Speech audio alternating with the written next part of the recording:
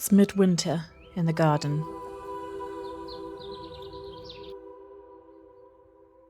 Ever since the arrival of the new year, the weather has been a commanding force.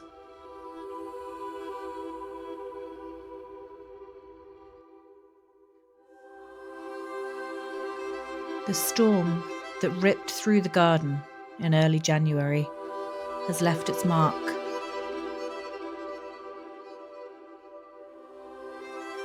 Trees still rest on buildings and other trees, and there are piles of branches and logs scattered everywhere.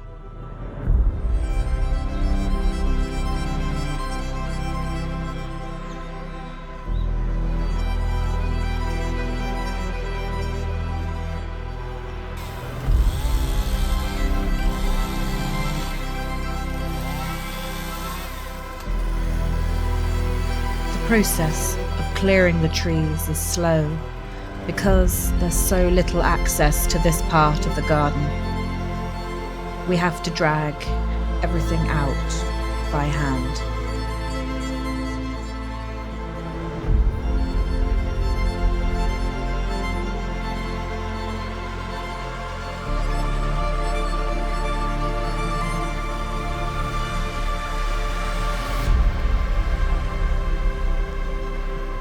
The rain has fallen every day in January, making the ground waterlogged and slippery.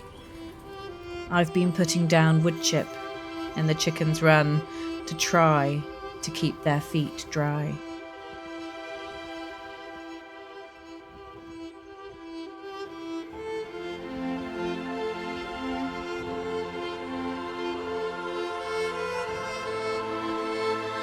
But despite the weather, the garden has quietly continued onwards towards the spring.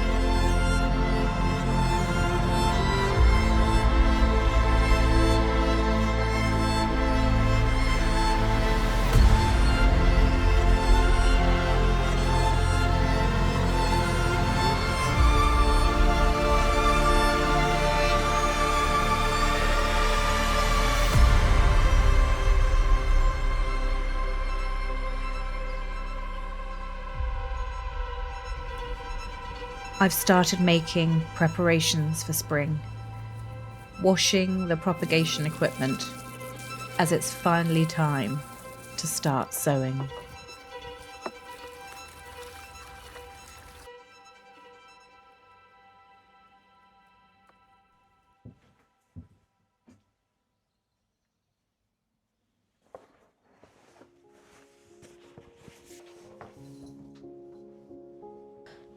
So I'm starting to sow my seeds.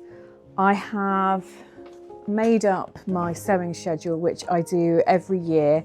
This has got every week between now and the start of April listed and what I'm going to be sowing each week. So this week I am kicking off the sowing for 2026 with some eucalyptus, some viola, some snapdragons and some orlea. So I tend to use these smaller seed trays because they use a lot less compost. And compost, especially if you're using really good quality peat-free compost, it's not cheap. So I prefer to use these small trays. I can scale up a little bit more if I need to, if I've got a larger sowing. So in a moment I'm going to sow some snapdragons and I need quite a few, so I will use a larger tray. But most garden centres tend to sell these much larger trays and you can see that they take up so much more compost and that's going to be really, really wasteful. For the violas, I use quite a lot of vermiculite because they really don't like to be too wet, so they want good drainage. So I just make sure that the soil is pretty nice and aerated with some vermiculite. I always water everything before I sow my seeds because it makes sure that the surface is really nice and damp, and it means that your seeds don't float away as soon as you've sown them.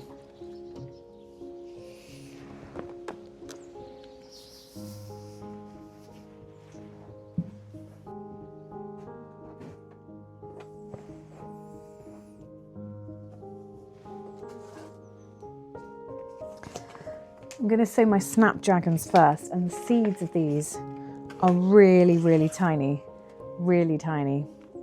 about the size of a grain of sand.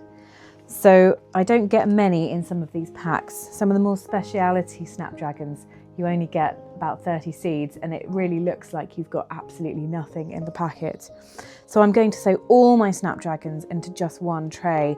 I'm going to sow them into rows and label each row, and then I will be saving quite a lot of compost because this does not go very far.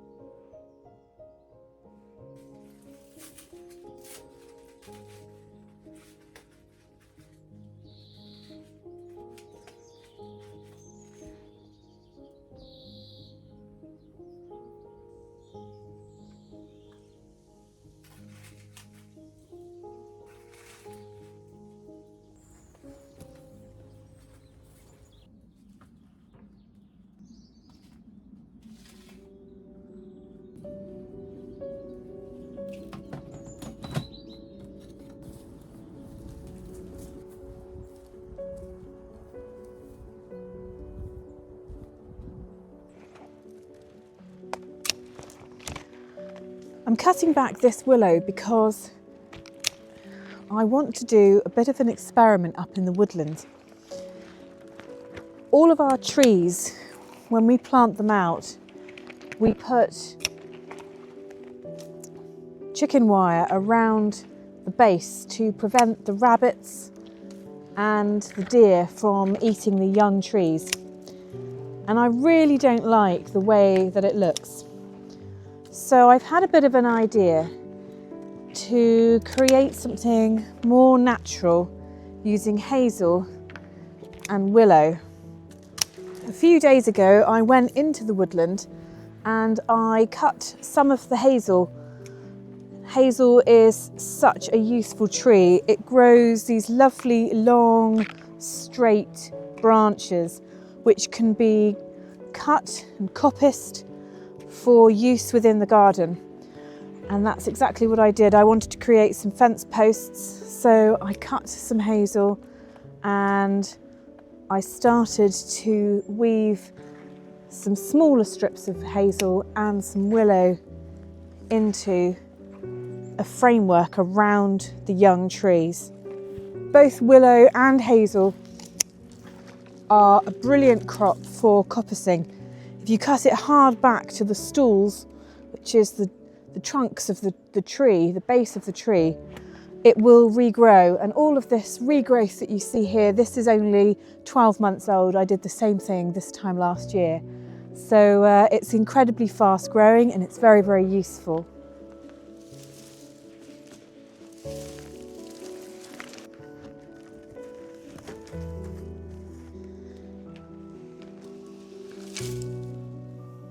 So this is what I've been working on, and it's not quite finished obviously, which is why I'm going to weave some more willow through it, but it does, in my opinion, look much better than chicken wire around the tree.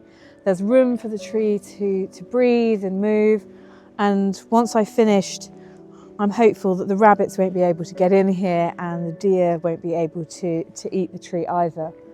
I have used the hazel as the upright posts and just woven my way in and out between the hazel uprights. It's very, very simple and it's very, very rustic, but I kind of love it.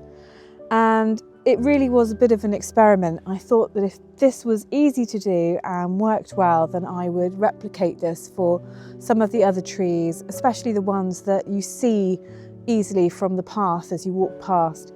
I just think it looks so much nicer than rusty old chicken wire. So I'm going to weave some of this willow that I've just cut in and out through between these hazel uprights and create more of a supporting frame and fill in some of the holes. And then I'll give it a bit of a trim to make sure that there's nothing that's sort of sticking out, and that's it finished.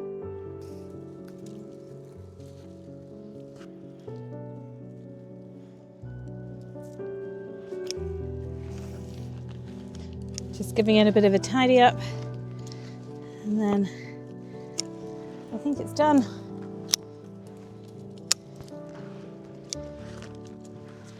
It's been a bit of a learning curve, and there are things I would do differently, but as something that's functional, I think it does the job.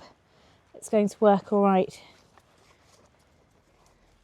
It's been quite fun to do, and it's a really good way of using up the willow offcuts that I get when I coppice the willow.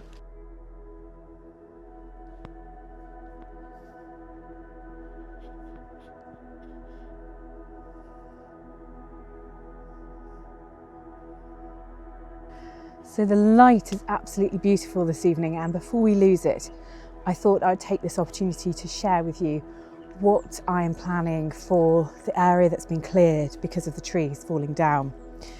So when the storm came through, obviously we were completely devastated, but it has given us the opportunity to create something new and exciting in this area, and I thought I would share that with you now. So this area is really quite large, and you can see my beloved Scandinavian cabin here behind me, and what we want to do once we've cleared through here, obviously we've still got to take these trees which are still sitting on top of the composting toilet. One's hung up in another tree. We've got to remove these, and we've also got to remove these huge roots that are here, and it's going to be a JCB digger that needs to come in and remove these. Once this is clear, we've got this lovely big area, and I really want to do some tree planting here that resembles something that you would find in Scandinavia. So I would like to put in some Norway spruces and some birch trees, which I think will really complement this area. And we have also had a bit of an idea on what to do with all of these logs. These cypress logs can't be burnt in our wood burners. The quality of the burn is really poor, and it gives off a terrible smoke. So we can't burn them, so we're trying to think of different ways to reuse them. And my husband Ben has come up with a bit of an idea on what we can do. So we have a very large pile of logs, and the idea is that these will be stood on their end all the way around the bottom of this pile of earth. It will create something that will look a little like a log fence, and we're going to backfill with some of the earth, and we can plant with some daffodils and some other bulbs around the bottom of the fence, and I think that's going to look really nice. It's going to look really rustic, it's going to be in keeping with the cabin, and it will also be a really great place for some habitat for some insects as well. So obviously this is a really long-term project. It's going to take years to really see it come to fruition, but I'm excited to have a new project.